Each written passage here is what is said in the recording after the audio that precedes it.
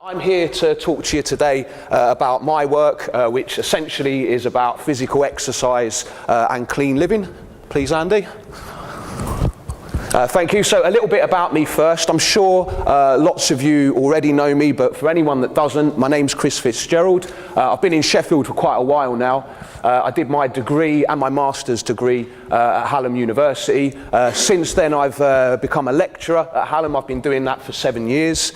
I teach sociology, but I also used to teach sports science research methods over at Derby University.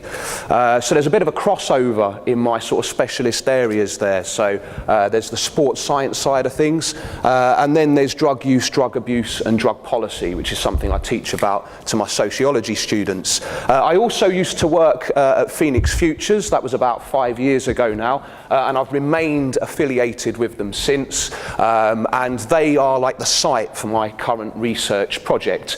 So I'm currently looking into the effects of exercise on recovery from substance addiction. Now, there's a couple of different stakeholders in my research. I'm supported by the University of Sheffield, and I'm also supported by Hallam as well. And Hallam have actually used, I say us, but it's actually mainly Steve, who's sitting over there. Steve has become the face of Hallam's latest marketing campaign. And there's a video that kind of shows my research that kind of summarises some of what we're about. So if you wouldn't mind hitting the link, Andy.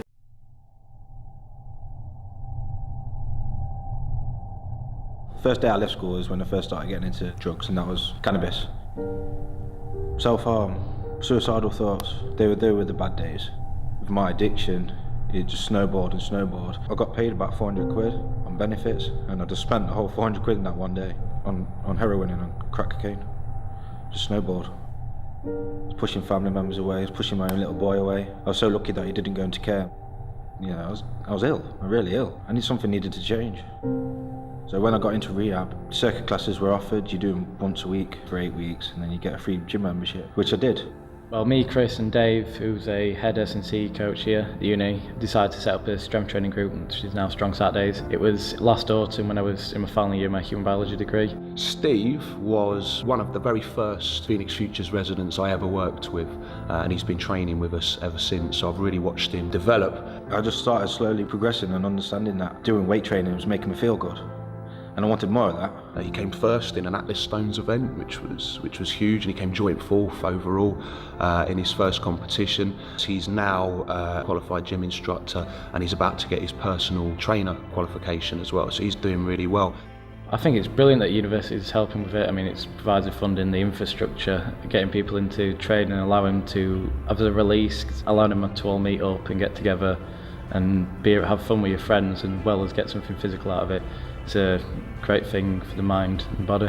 What we're trying to do with this intervention that Strong Saturdays is part of is we open up all of the different classes and services that Sheffield Hallam Active have to any of our residents that get a membership here at Hallam. Something like this is going to help a lot of people. I wish it was here for me when I was a bit younger. If you set yourself that goal and you then go and train for it and you achieve it, then I think there's a big crossover into anything else in life that's a challenge. I never thought I'd be where I am today. From where I was to where I am now is nuts. It's nuts. I've come such a long way, and I don't want it to end. You know, I love it. Thank you. Okay, so what we're looking at there is a video that was put together by Hallam's marketing department, but it only really shows like the tip of the iceberg of this intervention. It's kind of like the highly visible tip, because we're big, ugly, loud, strong men that make lots of noise and that lift heavy things. Hallam have actually given us...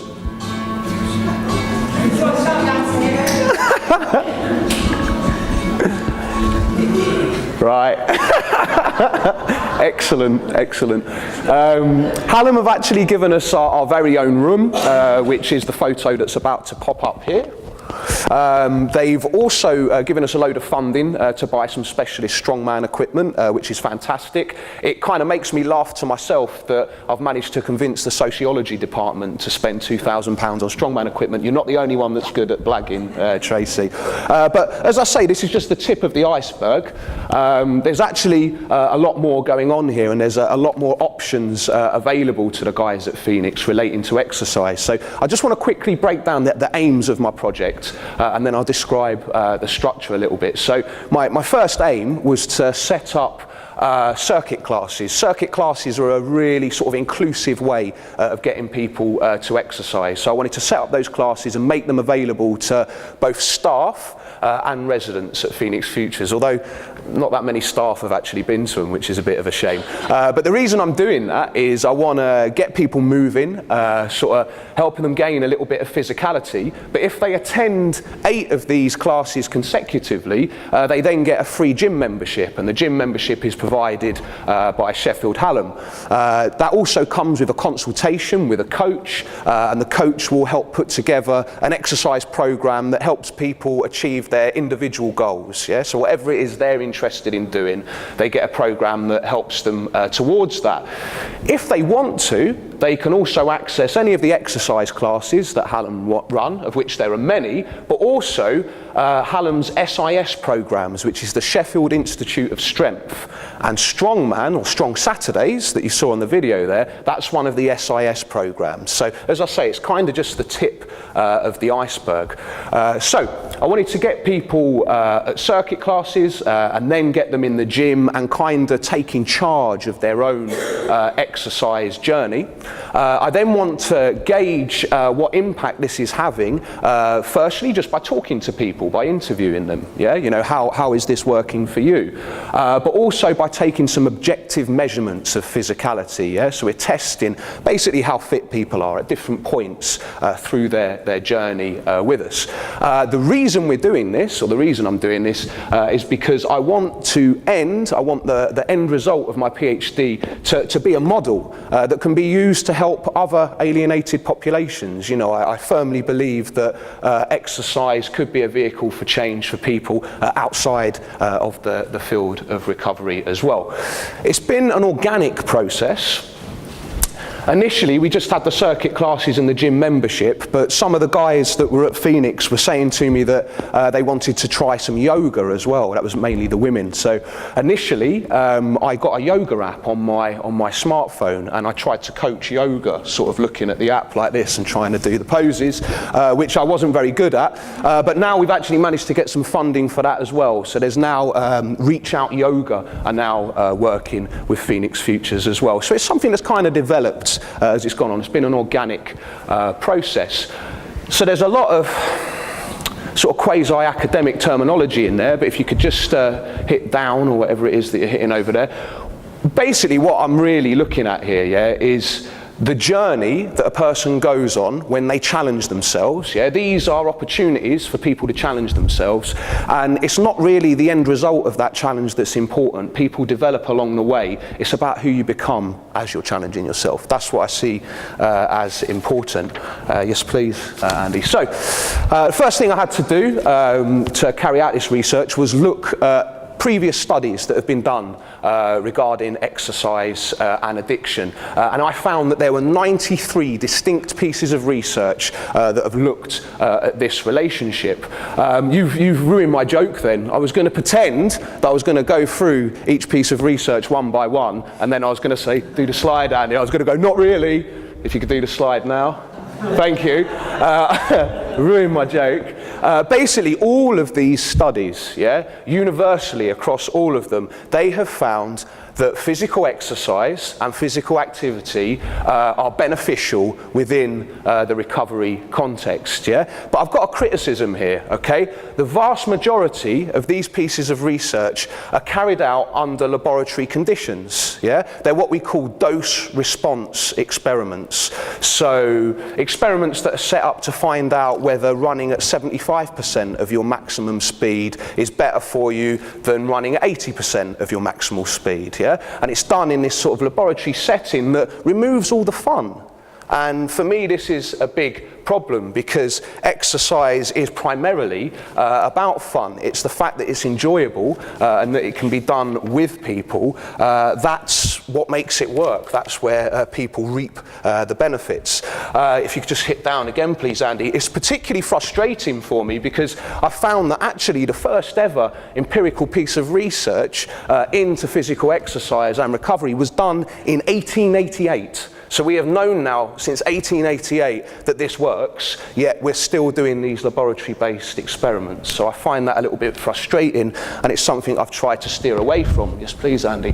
It's what I would call bad science. Okay? Now, actually, I think a lot of research that looks into addiction is bad science. Yeah? So the officially propagated view regarding addiction comes from experiments such as these that I've got up here. A lot of it actually comes from animal research, where a rat is put in what's referred to as Skinner's box. And in that box, the rat is able to touch a lever, and the lever gives it a dose of a drug. Yeah? And a lot of our understanding, a lot of our official understanding around addiction comes from experiments like that. When the rat's not in the box, it's just kept in quite unpleasant housing, basically, where it doesn't get to interact with other rats, it doesn't get to exercise, it doesn't get to socialise at all. So over the years, techniques have been perfected. So this photograph here, this rat actually has a tube inserted into its jugular, and it's able to administer morphine to itself, okay? And people that have done these experiments have found that if you give a rat the option to self-administer morphine, it will continue doing it until it's addicted. Now, Bruce Alexander, a researcher who's a bit of a hero of mine, I guess you could say, came along in 1980 and he said, so he wasn't impressed. He made these criticisms. He said, look, humans are actually highly social, sexual, communal and industrious creatures, yeah? And so are rats. The rats in all of these experiments that we've been looking at are effectively in solitary confinement. There's no choice of alternative activities. There's no activities at all for them, yeah? He also criticises, he says, and at the end of the day, rats are rats. You know, how much can rats actually tell us about the human condition? So he set about carrying out a piece of research of his own, and he called it Rat Park. Okay? So in order to do this, he created a survey, and he went and asked 100 rats things they like. He didn't really do that, that was really being silly, but he must have asked some sort of rat expert. Yeah, what is it that rats like? Okay? Rats like space, rats like platforms for climbing, tin cans for hiding in, wood chips for bowling, wheels to run on, and boy rats like girl rats and girl rats like boy rats. And we have a picture here of what he created. He created Rat Park. Yeah? So Rat Park has all of these lucky things that rats like inside it. And what we can see here are two solutions, two water bottles. One that has a morphine solution in and one that doesn't. Yes, please, Andrew. So, what Alexander actually found was that the rats that were in Rat Park consumed barely any morphine at all. They had a choice between water and morphine, they chose water. Caged rats consumed a lot because they had nothing else to do. Interestingly, we also found that rats taken from cages and then put in the park reduced their morphine use on their own. So the end result being here that actually morphine is not irresistible to rats, as all the previous studies suggested it was. Now there's something really important that we can take from research such as that, research like Bruce Alexander's. Yeah? We, like rats, are all products of the space and time we inhabit. Yeah? We're products of our environment. There are many different layers to our identity. Yeah? The chaos that characterises the addict identity is just one layer. Yeah? There's so much more to the person, and good research shows this. So these are some images from photoethnography done by a guy called Philippe Bourgois. He's a fantastic researcher and ethnographer from America, and he went and lived with a homeless community of heroin addicts in San Francisco, and he found that actually the heroin use was such a small part because they were also facing massive issues of poverty. A lot of them had been abused as children. They were facing issues of race, class, gender and sexuality. They were socially excluded, and then of course there was the issue of homelessness as well. Yeah? Now, Phoenix Futures have known this for ages. Yeah? This is where the therapeutic community model comes in. They know for ages that actually clean living is about more than just being drug-free. Yeah? So they've set up that ideal community type where people are given roles, people are given responsibilities and allowed to flourish. Yeah? You could argue that it's kind of like the human version of Rat Park. And this, for me, is where exercise fits in. Yeah? Exercise allows people to enjoy their newfound physicality that they're getting from being in the therapeutic community. Because we're doing it in a group setting, it helps strengthen community bonds as well. It helps people develop new positive habits, which are an important part of recovery. It allows people to self-determine rather than just the alienation. It kind of empowers people to take charge of their own recovery. So, results-wise, the story so far, I'm currently crunching the numbers and looking through the interviews at the moment, but there has been unanimously positive feedback from everyone that's been involved.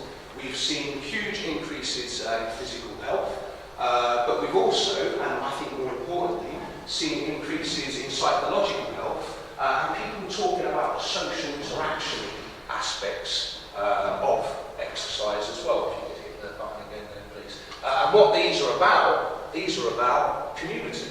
Yeah? So we're seeing that the main outcome here is that exercise is something that strengthens community. On a personal note, I've witnessed those with difficult personal situations gain health, gain fitness, gain confidence, and a belief in their ability to work hard and succeed. We've seen people gain work experience and qualifications within the gym environment. Participants are taking charge of their own personal growth, managing barriers, and self-actualising.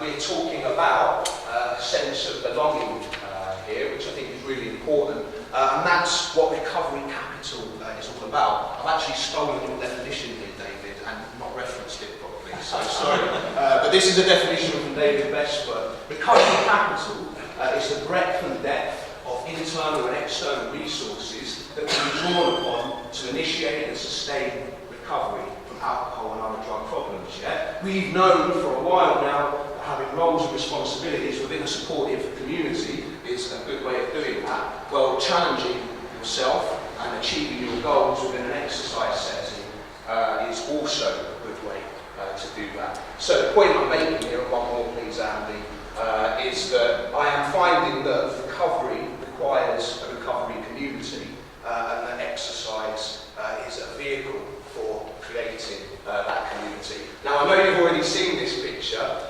so sorry that you've seen it twice now, but it amuses me because Sarah told me she had a great time on this bike ride. Yeah, when I saw this picture she looks absolutely petrified. So it did make me chuckle. I have a 1 minute video to show. Do I have time for that before Steve comes up? Go on, well, it's 1 minute. Andy, if you wouldn't mind getting the video up. So just as an example of the sort of community spirit that we've developed around exercise here. Yeah, mate, get yourself set. I've got this. Ready, mate. Let me know.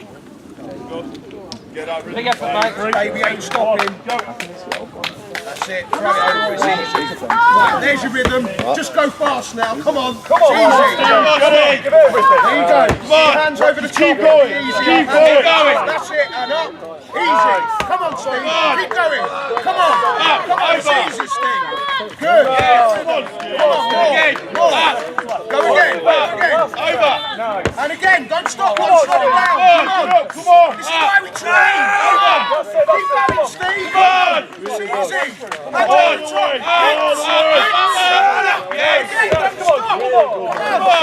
Hands over the top. Hit it.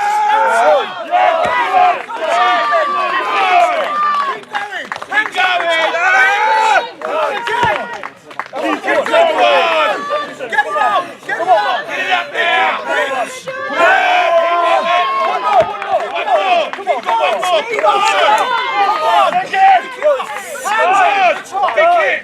That was Steve over there. That was his first strongman competition. You can hear the crowd behind him. You know, we've got a good community of strongmen. He won that event.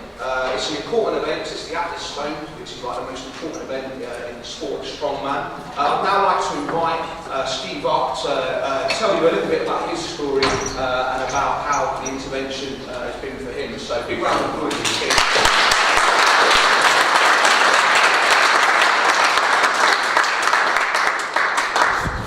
So, yeah, I was in active addiction for around 10 years, started off with cannabis and finished with crack cocaine and heroin.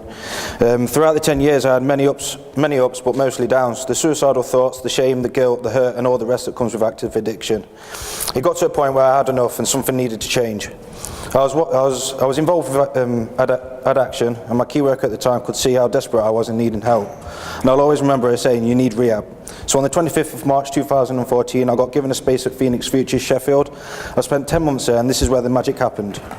Upon my stay here, there were circuit classes offered. If you did eight sessions, you got a free gym membership at Hallam Uni. Well, this was great and an awesome opportunity to jump on. It was what I needed, a release. I needed a hobby. I'd go, and I still go to the gym 4 times a week, and I'm on a program, and I'm able to monitor my progress each week. I'm able to have routine and structure, and I get to feel great. I have the confidence now that I didn't used to have. I have met many people and have a positive group of friends that I train with every week. I'm now a qualified gym instructor, and I aim to get my PT qualification in the next couple of months. I have my next competition in May at Rotherham, which is Rotherham's Strongest Man. I am very focused on this and I hope to do well. Exercise has played a major part in my recovery, and on the 25th of March I will have my second birthday and celebrate 2 years being clean. I'm majorly proud of myself and I look forward to a bright future. Thank you.